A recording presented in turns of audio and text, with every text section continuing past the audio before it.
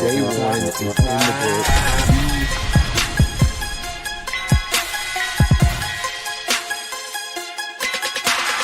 5, 4, 3, 2, 1, 0. All engine running. Liftoff. We have a liftoff.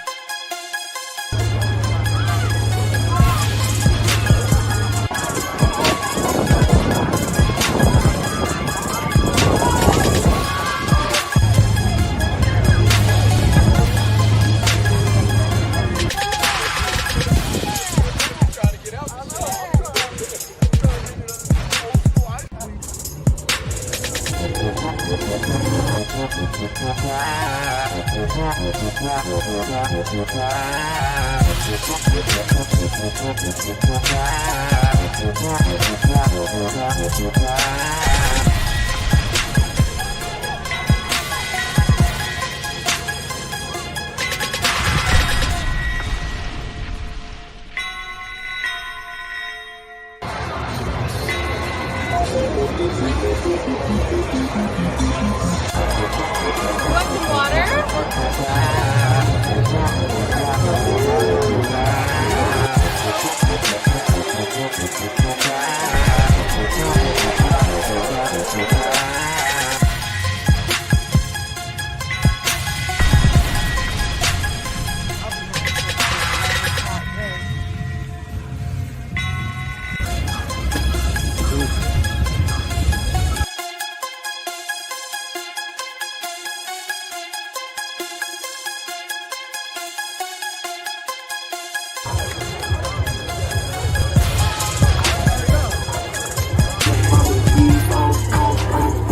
It's showtime. Here is your host, Carolina Dad.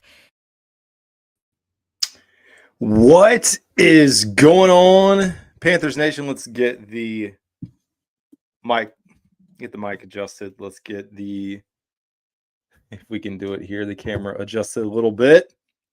One, hope you guys like the new intro. So a little bit different, bunch of videos, clips. And I did that in one day. Probably should go back and actually sift through stuff, but at least got a little bit of stuff put together for my time as a Panthers content creator, although it's really been 2 years as a creator. And some of that footage was 3 years ago before I started doing all of this. We also have, as you can see here, new setup, new show layout, which we're going to preview a few different things as we get into this. But man, I am so glad the season is almost over. I can't wait, to be honest. And I am very thankful that this is it. No idea how many people follow the show. And I know this week I got the preview for this game out late. I will admit I did predict a win, but I will tell you coming into this, when I predicted it, I said my fingerprints were all over this, as this being a game that the Panthers were set up to lose. Too many things going their way. Favored in Vegas. That was the talking point the entire week. We heard Dave Canales asked about it during the week. I think it had to be in the back of everyone's minds. All these moral victories that the team had week after week after week. It felt like we were getting better. It felt like we had answers at the quarterback position. And I'm going to tell you, you know what? Bryce Young played terrible. And I've been one of Bryce's biggest supporters and biggest critics. Like, I'm right there on both ends of the spectrum with him.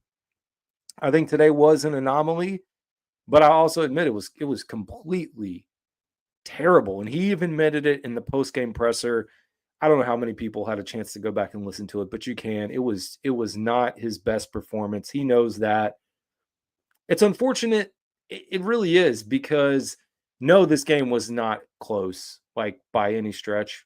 It was early on, but if you think about the ball falling our way just a few more times early on in this thing, could have had a different outcome.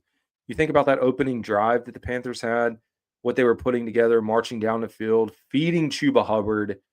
And then unfortunately, it's a matter of milliseconds. Bryce Young gets the ball punched out as he is, I mean, it wasn't even inches, I think half an inch from the ground. Ball comes out, it's a turnover. And that set everything up. And from there, it was like the Panthers just could not get their feet back underneath them. We saw turnovers throughout the entire game. So I'll look at, this came up as far as like, I mean, this is going to be a lot of talk about Bryce Young, but the defense was just garbage. We saw blown coverages. I don't know what to tell you. And I posted a video on X about this after the game. The Panthers are a bad defense. We know it. And we can make a lot of excuses. We've done it. But I personally feel like this is it. And I feel like Dave Canales is too good of a person to fire Evero in the season. Like, that's just the type of person he is my drift. But it would not surprise me here in 3 weeks, whatever it's called, Black Monday, that we hear that Evero is being let go.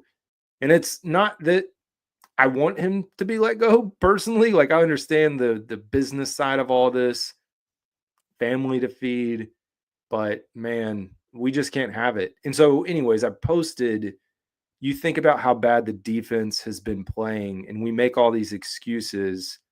So guess what? What happens if we do replace him? It cannot get any worse. Another running back with a career day. We cannot stop the run, and you can't get gashed. Even in the moments where we knew the run was coming, couldn't stop it. We made Cooper Rush look like a prime Tony Romo, if you want to call it that. We made him, I mean, I don't know what to say. Like, they played well. So I will say, like, the Dallas Cowboys did their job. They took care of business. And that was part of the storyline, coming into this was Dallas, if they didn't fumble the game away against the Bengals, they would have been on a 3-game winning streak.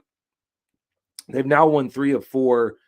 They may back into the playoffs or sneak their way in. That's always a possibility. And considering where they were, there's a lot of questions around Mike McCarthy, Dak Prescott, the future of everyone there. It's a pretty okay position to be in. I would take it as a Panthers fan to even think about sniffing the playoffs. But speaking of playoffs, Panthers are officially eliminated. It's official. They can't make it, which, they were the only team with 3 or fewer wins that was still in contention. And that's just how bad the NFC South is or was, although it seems that Tampa likely is going to take the division. No surprises. And their schedule's pretty easy to close out the rest of the year. But it stinks, man. It stinks.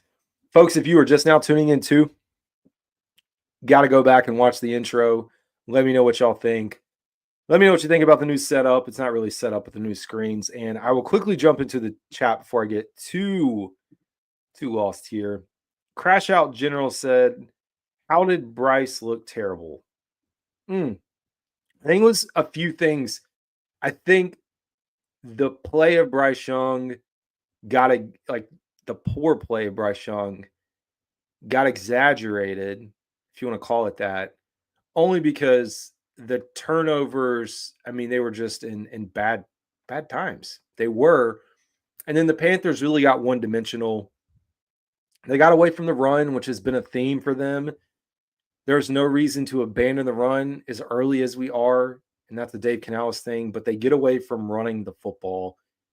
And you could see soon as we started, hey, we're going to pass the ball, try to take some shots, although there weren't many. If you go back and look at the next-gen stats passing chart for Bryce Young, which I put out, there weren't many shots downfield. You have the one to Coker, that was busted coverage. Outside of that, I mean, you're talking about most of the passes being within 10 yards of the line of scrimmage, but they have someone by the name of Michael Parsons who's one heck of a football player. I would love to have him. I know there's all this speculation coming out now about where he's going to be next year. Is he going to be in Dallas? Send him over our way. Probably can't afford him, but it doesn't matter. But when you are able to sit back and tee off on the quarterback and you know that like they're going to pass the ball, opens up a lot of things. They took advantage. I mean, the number of sacks was ridiculous. It was an all-around bad day for the offensive line. Really, the left side of the offensive line between Damian Lewis and Ike Ekwonu. A lot of regression on the left side today. They got beat. We knew that they were going to put Micah Parsons over there. We knew he was going to be one-on-one. Haven't gotten into the final box score, but I know it wasn't good. It wasn't good at all. It stinks, man. I'm just glad the season's almost done. That's what I'll say. And we protected our draft stock, which make that with whatever you want. Lynn Frederick said, draft a quarterback, end of story. I have to pass on this one for right now. I understand this is the moment where fans who maybe were on the verge of coming around or thinking about coming around to Bryce Young, you get to come back out and say, well, you know what? Look at that. That is what we got. And I mean, there's not really an argument against it. You even go back to the first interception. You go back, really analyze both interceptions. The first interception, first of all, Greg Olsen is amazing. I love listening on the radio broadcast when I can or over the air, but listening to Greg Olsen when he's calling a Panthers game, you got to do it. And he called out the read, the play, and he showed where the two receivers were covered. And I can't even remember because, it's a busy day for me. But I believe it was Jatavian Sanders who was third in line. They were all running the same route in the zone coverage, and he was open. And so, yes, the defender made a great play on the ball and tipped it up, and that's how the interception happened. But you still have to go to Bryce Young and put a little bit of that on him. Not a little bit, some of it on the read. But I don't know that personally this team needs so much. And I think what we realized is it feels like the last few weeks were we're kind of glazing over just how bad this team was because we put together some good performances. It seemed like we were heading in the right direction, and then it was like the wheels fell off today.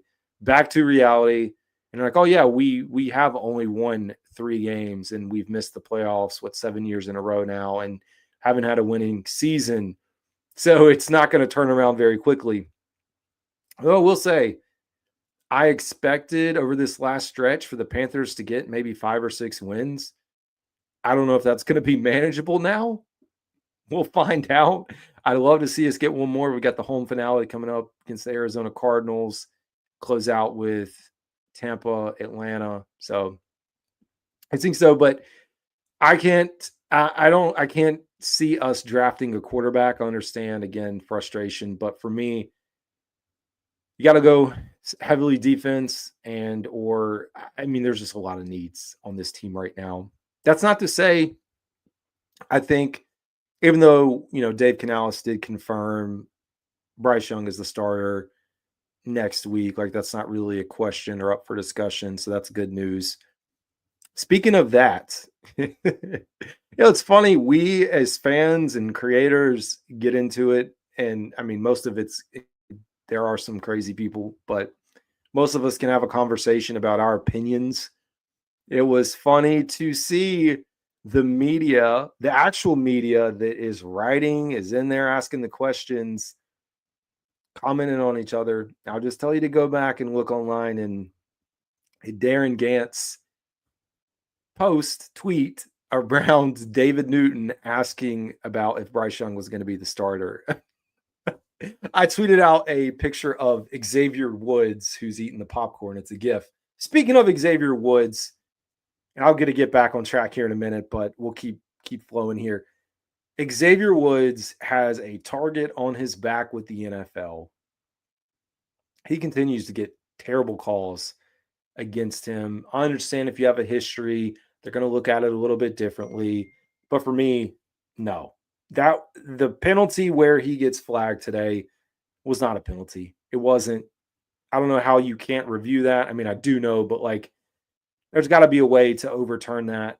That was not egregious. It was not helmet to helmet. He used the shoulder pads. You're not defenseless. You are a receiver in the National Football League where you are playing to be tackled.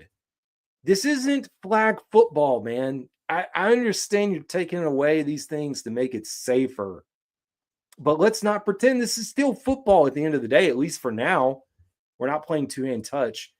It's ridiculous. And then I don't even know on the flip side, towards the end, who the guy was on the Cowboys that had the same exact hit, probably more egregious, and doesn't get a penalty. I don't understand. There's no consistency whatsoever in how they determine these. And it's just, I'm a college football guy. It's almost bad as the targeting calls. In one day it's targeting, one day it's not targeting. It doesn't make sense at all. It's ridiculous. So anyways, that was fun. Going back to Lynn said Bryce looked so bad early on. We were just content to see average play the last few weeks. Yeah, I think you're talking about going back to the first few weeks of the season. I will agree. He was so bad. And I can acknowledge that I think we were content to see average play. Like we were like, oh man, give us a quarterback that can make a throw down the field and doesn't turn the ball over. The man still can't win games. Have to move on. I do think this maybe, as we talk about Bryce, I think it solidifies the outlook into the offseason where I don't know if it's a Justin Fields, but I do think Dave Canales is really going to analyze this. And I know he likes and we've liked what we've seen from Bryce outside of today, the last few games. But I do think it gives him a chance to make a strong case with the front office to bring in a younger, quote unquote, veteran that honestly can compete alongside Bryce Young. I know we'll see. Chef 85. Team was not ready yet again across the board. Yeah, that's the unfortunate thing.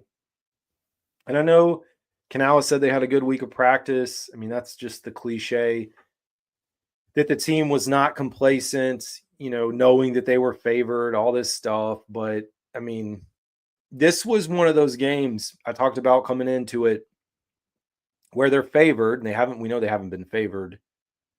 But it's a game where, okay, Vegas, whoever thinks that you are trending in the right direction, that you should win this game. You at least got to be competitive in it. And I mean, from the jump, turnovers did not help at all. It's freaking downhill from there. But we're going to jump now into and get the screen pulled up. We'll go into all the box scores and fun stuff here. Going to change our layout. Fancy new setup there. And we'll go through what we have. Try to get this. There we go. All right. Well, Panthers fall, but let's take a look back over the box score, analyze everything that we go through. For the Carolina Panthers starting lineup, Xavier Legette, Ike Ekwonu, Lewis, Mays, Hunt, Moton, Trimble, Coker, Thielen, Young, and Hubbard. On the defensive side of the ball, man, that was another thing. The injuries at the linebacker position, that was a tough stretch, but TJ Wonham, Ashawn Robinson, Shai Tuttle, Clowney, Claudin Cherilus, who got hurt, Josie Jewell, who got hurt. I mean, you're talking about going down to your fourth, fifth string linebacker, running out of guys, honestly. Good gosh. Josie Jewell, JC Horn had text coming through. Mike Jackson, Shaw Smith, Xavier Woods, and Jordan Fuller.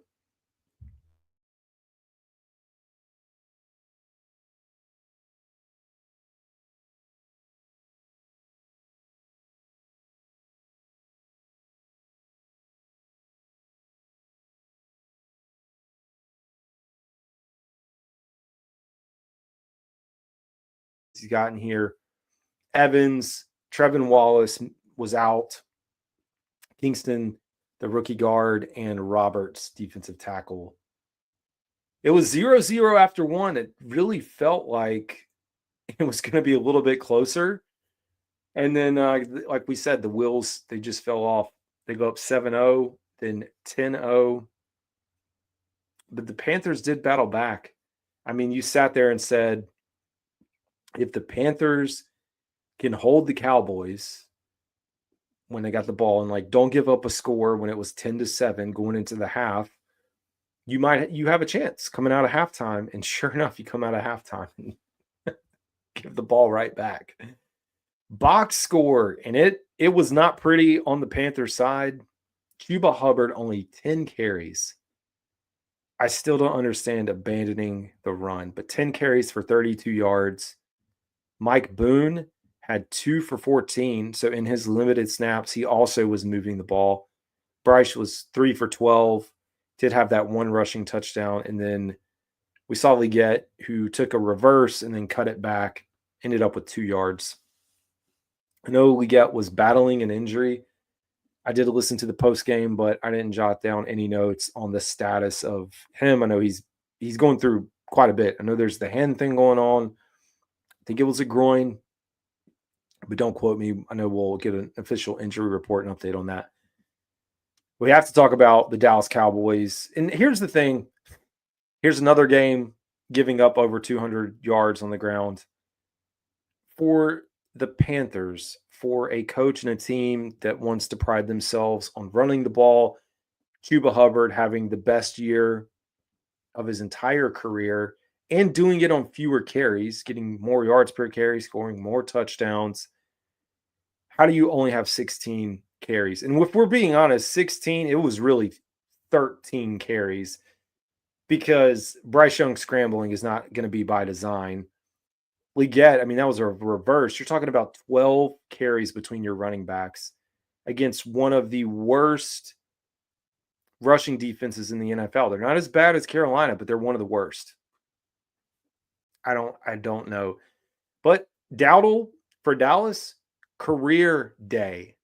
Not season best, career best rushing day. 25 attempts, 149 yards. This is the theme of this team. And I know there are some folks that want to defend Evero. He's got to be gone. And I've already made content posts about it. This is it, man. This is it. 6 yards per carry. Actually didn't score a rushing touchdown, believe it or not.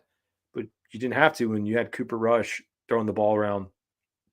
Ezekiel Elliott, for a few moments, actually looked like, prime. We made him look like he's back in his prime. But 30 yards. Turpin had 27, and then Rush had 5. Passing, not a good day again for Bryce Young. I don't feel like his stats were padded based off of that, 83-yard bomb. And that 83-yard bomb was great. I want to see more of those. I think they said the longest play, the 2016, 2017. I tweet so much during the game and I see everybody's stuff. Is the longest play in a long time going back. But 19-28, 219. I mean, if you take away, and I know it still counts, but if you take away the one pass, the one bomb, that's 136 passing yards. Sacked 6 times. That was a season high for Bryce. And I think Joe Person of The Athletic tweeted out the most sacks he's had was 7 last year against the Cowboys. So Cowboys have his number. Did have 1 touchdown, 2 interceptions, and a 73.4 passer rating.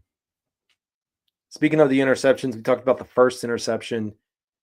I know the second interception of the game was over.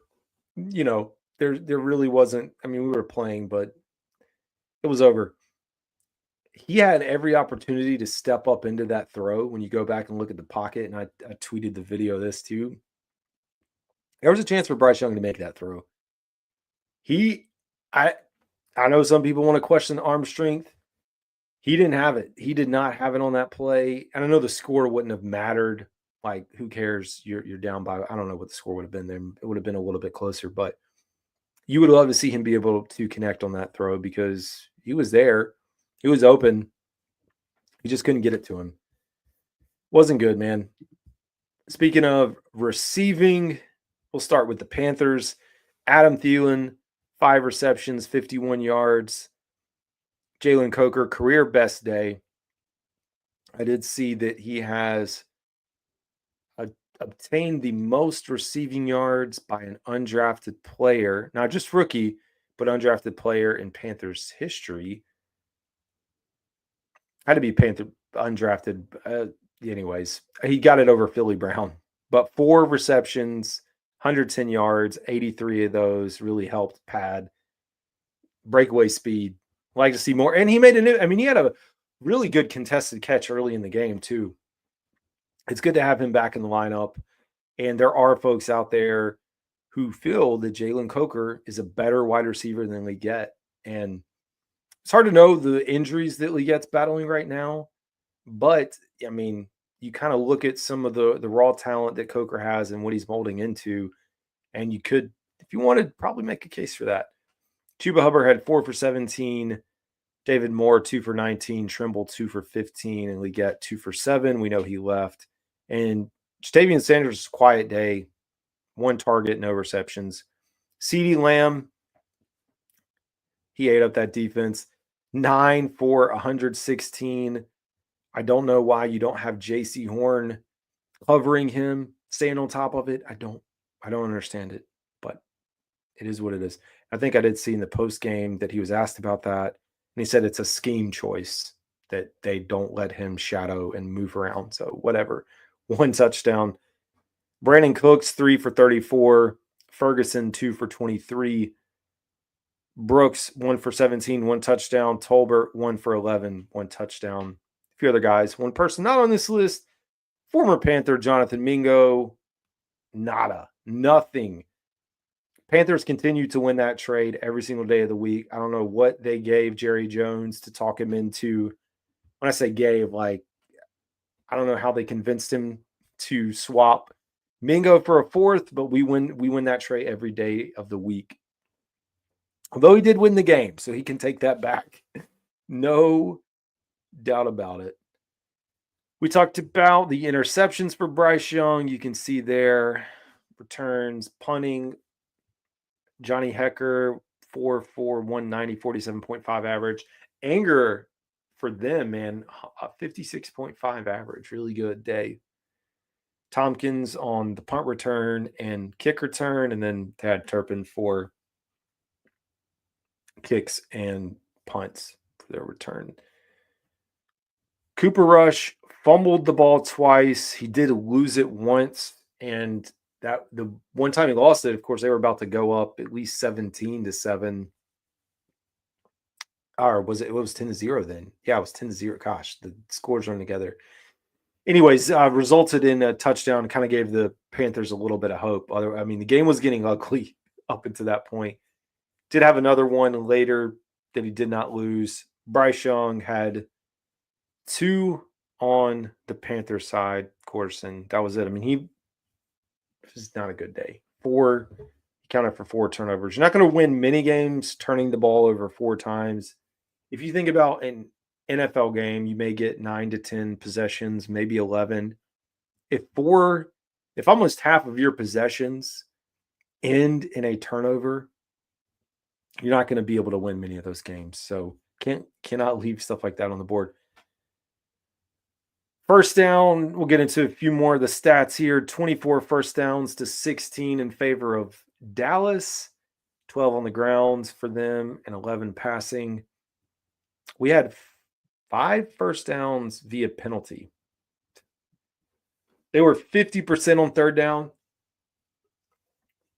Panthers regressed back to their early season average at 27.3%. Not a good day. 1 for 1 on fourth down. Total net yards, we were dominated 410 to 235. 70 offensive plays to 50.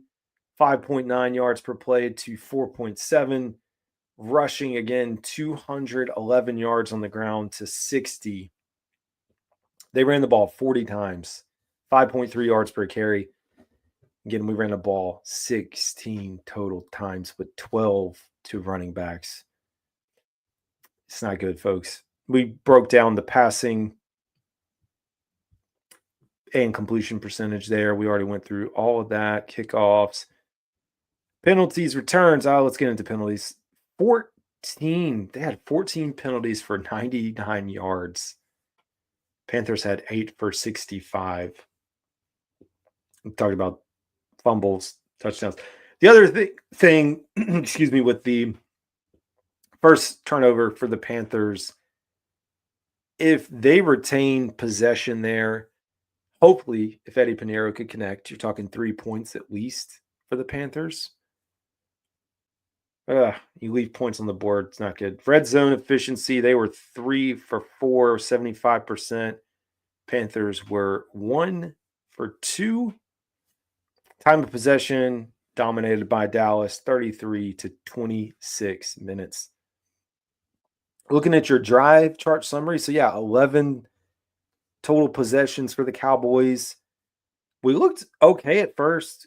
2 punts. Again, it was 0-0 after 1 touchdown. They had a 10-play, 87-yard drive for a touchdown. On net yards was 77. Followed that up with a field goal, which is off of the interception. Yeah, so 10 points off of turnover there. Actually, when you throw in the other fumble at the end, 17 points. And this game wasn't close, but 17 points off of turnovers.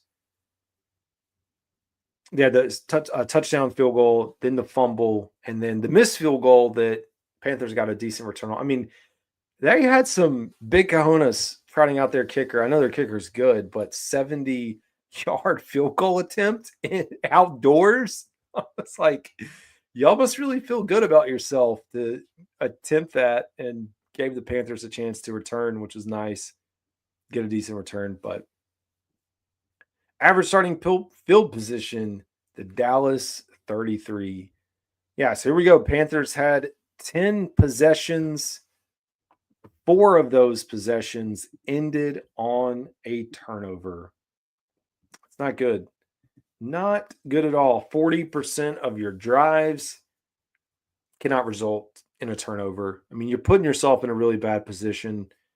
And even putting themselves in a really bad position in the first half with the 2 turnovers, there was, like we said, there was still a chance for them in the second half, getting the ball first, only down 10-7, to have a chance to come back and win. But 13-play, 67-yard drive, well, total net was 72, ends at the Dallas 18, and that was the last spot of the ball, resulted in a fumble. Followed that up with a 3-and-out punt, followed by the interception from Bryce, a punt, a touchdown, and that was it for the first half. In the second half, I mean, you come out, it kind of felt like deja vu, to be honest. Flashbacks to week 1 against New Orleans. Bryce Young coming out, throwing an interception. First play. Well, we have a fumble. 2 punts, get a touchdown in garbage time, and then in additional garbage time, throw another interception. All around, terrible day. I mean, offense and defense. It's a lot is going to be talked about Bryce Young's performance, but to be honest, there's a lot more going on than that. And a lot of it on the defensive side of the ball. So, time of possession, we talked about the overall time of possession, breakdown by quarter. Panthers had the ball for almost 10 minutes in the first quarter. It flipped in the second and third quarters, and a little more balanced in the fourth. Final defensive stat lines here. Wilson led the way with 5 tackles. Kendricks with 5. Let's see. Yeah, Micah Parsons with 2 sacks. Golston with 1. I'm not even going to be able to pronounce this. Odiguzulaze? I'm not going to be able to pronounce that. He had 1. Lewis with 1. Lawson with 1. They were in the backfield all day long. You can see a bunch of tackles for loss. They played really good. I mean, like, much better defense than what they were on paper, at least coming into this. And I was missing a few of their players. You think back to Diggs being out. You also think about the offensive side of the ball with BB not there. Josie Jewell led the way, even coming out of the game and coming back in. 10 total tackles. Claudin Chairless right behind him with 9. Jordan Fuller with 9. Fuller had, speaking of just bad coverage, busted coverage, he had a bad day in coverage, not good at all. But 9 tackles, Xavier Woods with 7, DJ Johnson with 5, Harris with 4. JC Horn, this is when we were playing good early, got our lone sack. It was really good play. I mean, coming right off the edge, gets to Cooper. Cooper doesn't see him coming, doesn't let him evade the pressure, get around him, because we've seen that a few times. And he was able to corral him to the ground, which was nice. So another big pickup there. This is your first half summary. I know we went through like the second half. So we ran the ball 12 times in the first half, 4 times in the second half. That's it. I know the game was kind of away from us, but coming out and only running the ball 4 times. Bryce had a decent first half, but again, a lot of that was anchored by the throw, but he was 10 of 13, 134, 1 touchdown, 1 interception, 102.7 passer rating. We know that Coker was leading the way there. Dowdle also had there was a lot of talk about the second half performance of Dowdle. He had 58 in the first, so a little over 90 or close to 90 yards rushing in the second half. And yeah, we made Cooper Rush like a good quarterback. Not saying he's not a good quarterback, but wow. We'll get into the last little bit before we close up shop, do some last minute thoughts, get caught up on comments. Your 10 longest plays for the Dallas Cowboys. 28-yarder past the Lamb. That was over Jordan Fuller. A 21-yarder to CeeDee Lamb. That was the unnecessary roughness penalty on that, which was BS. A 20-yard pass, 19-18, 17-16. Panthers it was not a good day offensively. I mean, I can't say that enough, but the 83-yard play was really your biggest play, was the biggest play. And then I look at this every week. Usually we see a few plays in the 20s, maybe a 30, a good variety. This year, we have not seen many longest plays in the range of single digits. That's what we got today. Not good at all. It's terrible. Terrible day. So anyways, that is all she wrote. Let me go get caught up on, get my stop sharing here, and we'll get caught up on everything on my side. And I'll flip this back around. There we go. Yeah. I mean, I don't really have anything else to say about this game. I hope you're like me and you're ready for this thing to be over. Also, they said attendance was 70,000. Are you sure about that? Did not look like 70,000 people were there. It was a bigger crowd. Cowboys did travel well, but I don't know that I would say it was that much. But tough day all around, man. It makes you question everything that you thought was solidified. Everything that you thought, like, oh yeah, I feel good about Bryce, maybe. Especially for me, who's kind of like leaning in that direction. But I guess this is going to be the state of the franchise moving forward. And it feels like we're back at square one trying to sort ourselves out. But I think that's going to do it for today's episode, unless y'all have anything else in the comments, which it doesn't look like y'all do. But I appreciate y'all tuning into the show. We'll have a lot more coming through. One thing I will say is we're also working on a little bit of official expansion into college football. So we'll continue to pump that stuff out, and I'll keep y'all updated. But that's going to do it for today. This is Carolina Dad. Y'all have a good one.